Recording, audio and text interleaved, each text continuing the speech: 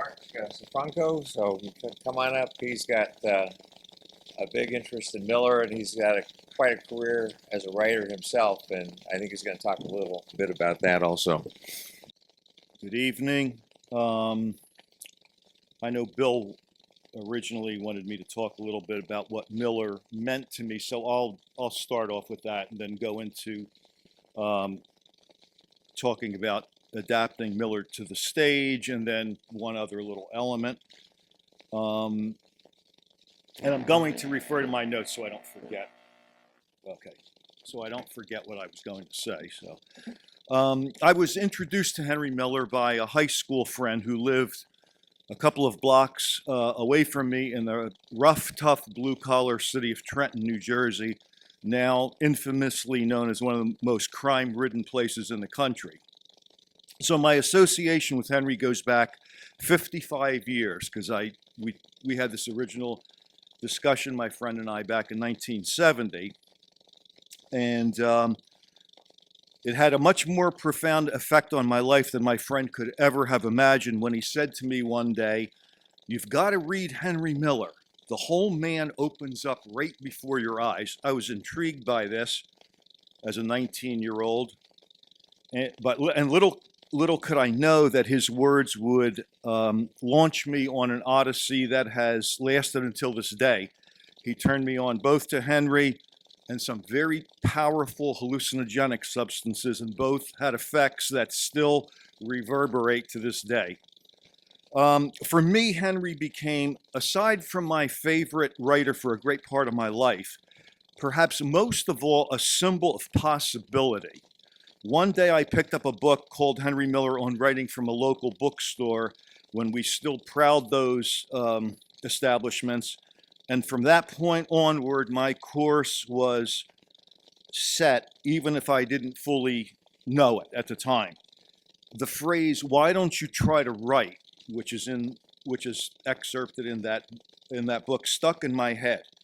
Henry came from a northeastern urban background very similar to mine, and one thing that I really had in common with him from the very beginning was the grit of the street. We both hailed from families that were decidedly without education and culture, so the notion that I might actually turn myself into a writer like him was planted right then and there.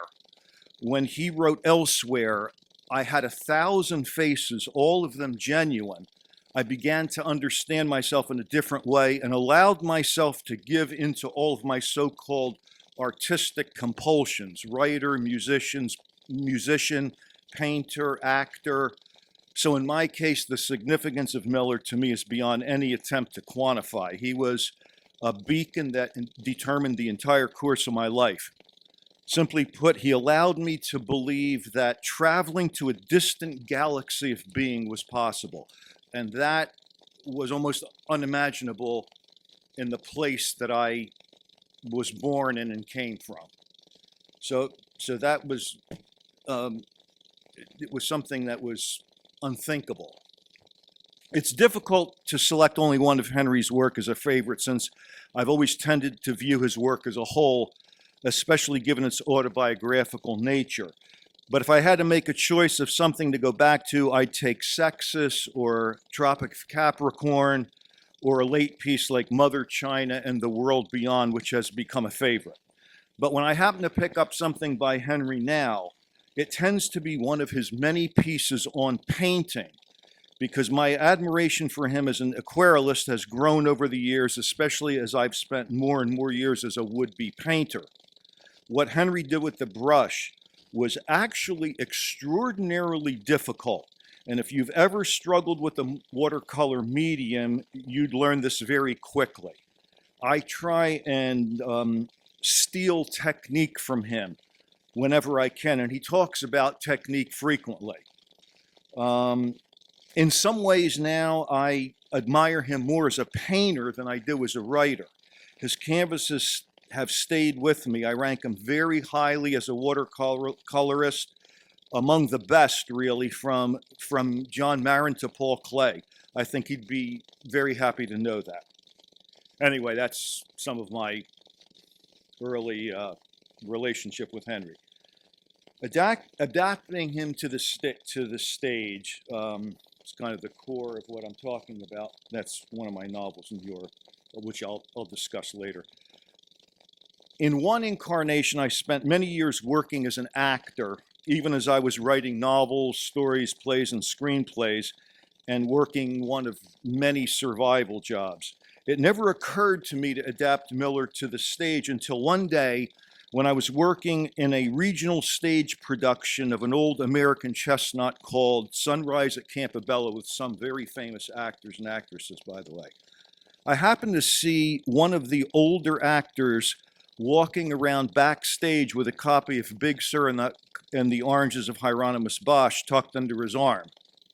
We inevitably got into a conversation, and it turned out that he'd often been told that he bore a strong physical resemblance to Miller and was thinking that he'd like to attempt a one-man show playing Henry. He did look like Henry, sort of a thinner version of Henry. There was one problem: he didn't write. When I told him I did, we began to meet at his Lincoln Center apartment, and he told me what he wanted his play to look like, including a scene where, and this never made much sense to me, packages are delivered to the door, thereby kicking off some theatrical action. For some reason, I wasn't particularly enthused by the actor's ideas for Miller on stage. I spent time thinking about them nevertheless, tried several times to make them work, and ultimately decided that Henry Miller did not lend himself to the Mark Twain or Truman Capote treatment. The real drama in his life lay elsewhere. But where? Disappointed, I gave up the entire venture. But by now, something about the idea of Henry Miller on stage had stuck in my craw. But I couldn't figure out how to unstick it. One day in the mid-90s, I guess this was, or even earlier. When was your 91? So, okay, it was even earlier then. It was 89 or 90. I met Mary Dearborn, our keynote speaker, who has become a very long-term friend. And we would discuss this dilemma of mine as well as discussing her writing of the biography of Henry. And if I recall correctly, we were sitting in a Chinese restaurant in the Village somewhere at the time, and she said to me, she suggested that I dramatize the critical period before Miller expatriates himself to Paris. In other words, the incredibly dramatic triangle that existed between him, his wife June Mansfield, and the bohemian would-be artist Gene Kronsky. Those highly volatile scenes Miller describes between the three of them were a gold mine. And that was it. Suddenly something clicked and I was off to the races. Mary had somehow intuited what I was looking for. I was aware, of course, I had a correspondence with Norman Mailer at the time, that he'd done an unproduced screen adaptation of the Rosy Crucifixion for a Hollywood producer, but as far as I knew, he hadn't done anything for the stage. So this was an open field for me. The entire play, which I originally titled Draco and the Ecliptic, and later changed to Miller in Love after hearing more than a few objections to such an obscure title, was pretty much contained in Nexus, with smaller bits taken from other sources. It was my feeling that the play very much wrote itself, actually, when I got the structure of it down, because on stage you need to have a really powerful, dramatic situation that in order to keep an audience's attention. So the elements of that drama were right there in the pages of the Rosy Crucifixion. So since I was so conversant with what Miller had written about his time in New York, it was pretty much a matter of excavating and shaping the dialogue between the three main players and Miller's family and friends. Henry himself had harbored ambitions about writing for the stage, so in one sense I felt that I was fulfilling them. So the play went through some circuitous stuff. It was I wrote a few drafts of it, and then it was optioned by an executive at Miramax. It was workshopped for an entire year with changing casts and directors, and ultimately not produced. And we talked, by the way, this executive and myself, about the possibility that it could become a film down the line. One funny aside about this was that Harvey Weinstein at the time was heading Miramax Films. And this executive and myself would meet in the upper floors of Miramax, which was on Hudson Street in Tribeca at the time. And I went up, and usually the place was pretty lively, and we'd go into her office and talk about directors and actors and whatever else we were talking about at the time. And one day I went in, and the place was dead quiet. And I sat down and I said, what happened? And she said to me, Harvey's in the building. And I think that's pretty self-explanatory. So anyway, what happened was the problem with the production became that the Miramax executive's brother was playing Henry. And it didn't work. But reading after reading, workshop reading after reading and production, he remained while we had an ever-evolving cast of characters around him. And eventually the option got dropped because he was attached to the play and sort of considered inadequate for the part. And that's exactly what happened at the end. So the play sort of ran into a wall. Afterwards, it then fell into the hands of an artistic director of a very prestigious New York theater company, which was up on the screen, I think, yesterday. It's in a small lane in the Village. Many of you probably know what it is.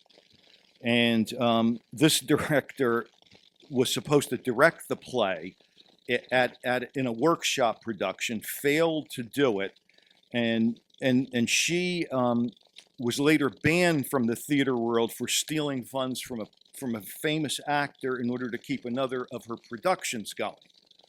So by this time, I'd come to realize that the play might be cursed because it kept running into these walls. I still think it's a viable piece of work, and who knows, it might someday still work. That said, it's my belief that generally speaking, the work of the great autobiographical writers does not lend itself easily or well to the stage and screen. Too much of the material is internal, and most movies, for instance, are dependent on more action and plot than what's going on inside the mind of a great autobiographical writer. And even those that are Henning Carlson's 1966 adaptation of Hamsun's Hunger is an exception to the rule. But things like Quiet Days and Cliché, Tropic of Cancer are great examples of what doesn't quite work so well on screen. And as are such movies as John Fonte's Ask the Dusk and Bukowski's Barfly, the latter's cult status notwithstanding. Okay, this is the synopsis of the play, and I can read that.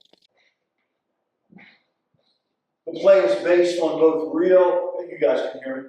Yeah. Okay, real and imagined events of a critical period in the life of Henry Miller.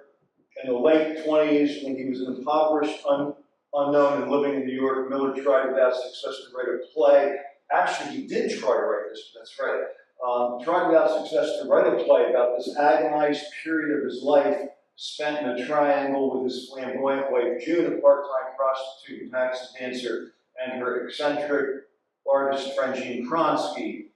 The play shifts back and forth in time and between reality, hallucination, and dream, We watch as June moves Jean into their flat, and Miller endeavors to break up the intense relationship which has developed between the two women. After his attempt, abetted by his friend, the sadistic Dr. Cullen, to drive Jean back into the lunatic asylum fails, Miller reluctantly settles into a tumultuous menage a trois with the women. He relentlessly tries to force them to admit to their lesbianism, efforts which repeatedly backfire. Driven to the brink of madness by the Strindbergian predicament, Miller suffers his own breakdown, during which he has an imaginary encounter with Marcel Proust, who shows him the way to his future as a writer. Ultimately, the women abandon Miller and flee to Paris, which did happen, where he will find his own salvation as a man a short time later. At the conclusion of the play, we witness Miller's rhapsodic farewell to New York City and America, which, like his own wife, had repeatedly rejected him and driven him to seek a new life in Europe. While Miller in Love is a late realization of Miller's unfinished play, there's also a comedy which subverts the popular image of the writer and sheds light on the tribulations which shape a significant artist. So, that's what happens in the play, and a lot of it is this clash between the three major characters. I thought the adaptation worked well, but we didn't get it off the ground. But this is a very, as the previous Arthur, I'm sorry. When you have everyone involved in the film and theater world in these projects, it's very common for them to not get off the ground because you have so many people involved and so much money. So we can talk about that later if you'd like. But there was one final word. One thing I wanted to do. Should I put this? Go back. Oh, there's the cast breakdown. Okay, I'll read what I wrote here so I don't forget what I'm talking about. A word on the peculiarity of my own career. Something I could not have envisioned sharing with Miller long ago was a primarily European audience. Over the past 20 years, my novels and story collections have found mainstream press coverage and generally positive reviews, as well as sales and audiences in the United Kingdom, Germany, Italy, Belgium, Switzerland, and most prominently France, while here in my home country I've remained an obscure artist, my last title appearing in the United States over a decade ago. As my editor at Harper Perennial once told me, we have a saying in the halls of Harper: if it works in France, it won't work in the US. And if it works in the US, it won't work in France. And I've discovered there's a great deal of truth in that saying. But over the past couple of decades, I found myself increasingly wondering why. People ask me the question all the time. It's been written about and discussed in French magazines and newspapers. The closest to an answer is that there are, quote, certain types of writers who Europeans appreciate more than Americans, whatever that means. But the names are familiar, from Henry Miller to Jim Thompson to John Fonte. On one of my many book tours of France, an elderly woman who worked at a library in a French village approached me and said, "Do you know why we love your work so much here? It's because we get the feeling you don't like America." Now that isn't true, as I've never set out to write with that as a specific agenda, and what I replied to her was that I simply write about what's around me. For a long time I was frustrated by this, and now I've kind of accepted the situation. I think there are some obvious explanations for the situation. France especially has always provided a home for writers and artists who are marginalized in their home country, the United States mostly. But in the end, I've wondered if the reason isn't much more American and simpler than anyone can guess. commercial viability, sales and money and filthy lucre. Neither of my major press novels sold well in the US, which is the death knell for an artist nowadays when there is a one and out sort of philosophy for creative writers. You don't get many chances on the American landscape, at least that's been my experience. And if it doesn't work out very quickly, you're sort of consigned to the junk heap. And that's why I say, thank God for the Europeans. Without them, I'd be dead. Thank you. And actually, this is a novel called The Marathon, which was published in Germany, and actually was a #1 bestseller at the premier noir bookshop in Berlin. It was really a good critical success. And this, if I don't know how many people know the French book market, but my first 4 novels published there have been bought by 1018 editions. It's kind of like the Penguin of France. They publish everyone from Dante to Dickens, Toni Morrison. It's like the biggest mass market paperback publisher in France. So that's an interesting contrast. I mean, when you think that my work has sort of attained that level there and here. Although I will say, in the Henry Miller Memorial Library today, I did find a copy of there was a copy of one of my novels. So I find them more in California, which is odd. I don't see them elsewhere in the country, but California for some reason. So okay, great. Okay, great.